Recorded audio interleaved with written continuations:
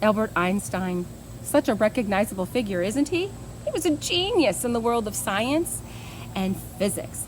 He specialized in areas with light and sound, gravity, and magnetism. But did you also know he was a mind full of imagination and full of creativity, and he is known for saying that imagination is more important than knowledge. Can you imagine a scientist saying that imagination is more important than knowledge?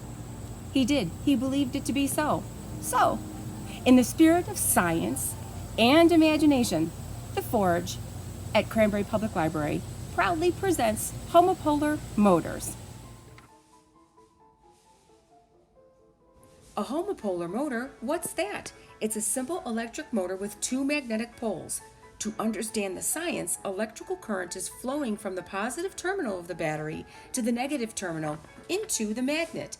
This electric current flows through the copper wire from the battery in the presence of strong magnetic field generated by the neodymium magnets, causing the wire to move and making it spin around. We can make one of these using a few supplies.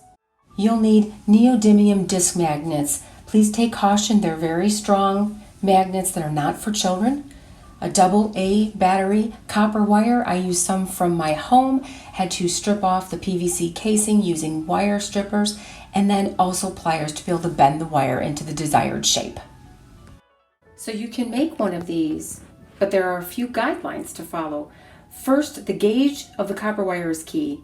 The smaller the gauge, the easier it is to bend. This is a much smaller gauge. It's very, very bendable, but it's floppy.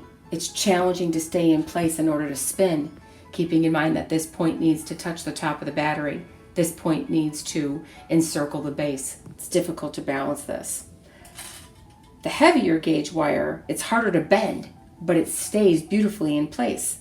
I used a 14 gauge copper wire, this one. It's a little hard to work with. 16 or 18 would be ideal. Second, if you want to have your little spinny thing move more quickly, you should probably use a new battery. Third, the more magnets that you add, the result will be a faster piece spinning. So let's try that. I have 3 on this. Lastly, as I'm setting this up, balance is essential. If your piece does not balance, it will not spin. So I have 3, and it's going kind of slow, but it is moving. It's connected at the top and touching along the bottom, and it's spinning. Interestingly enough, fun fact, if you turn over the directions of the magnets, flip it over, what do you think is going to happen?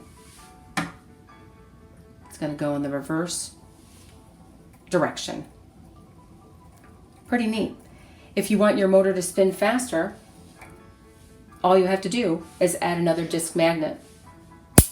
So we'll add a 4th, and let's see if that changes the speed a little bit. And I think that it does.